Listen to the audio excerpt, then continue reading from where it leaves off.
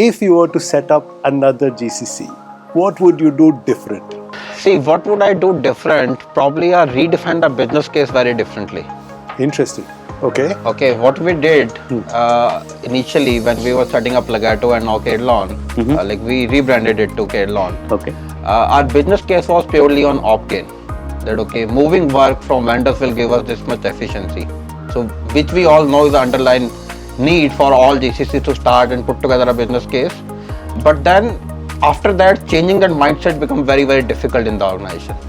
Versus if you build that narrative from the beginning that we are setting up this GCC for a value addition and making it a true capability center than a center which will give us financial benefit. So we are one of our fastest growing GCC in India. We started our journey in 2017 where leadership hiring and all that happened, and I also joined in 2018 but offered in 2017. So technically our first team which came on production was in May 2018.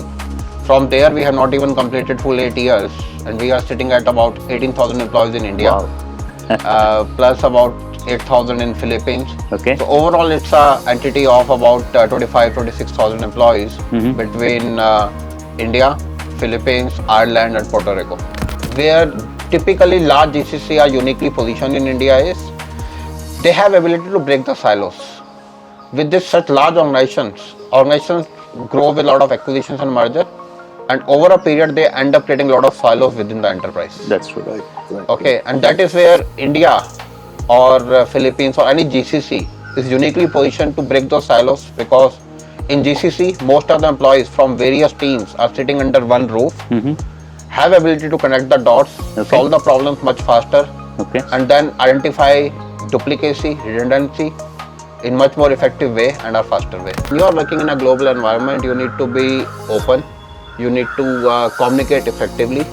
Reason being, anyway there is the cultural barriers, time zone differences, and if you are not communicating openly, not speaking up your mind, keeping things in your heart, it's not going to work. Nobody will be able to understand what you are thinking unless you call it out loudly.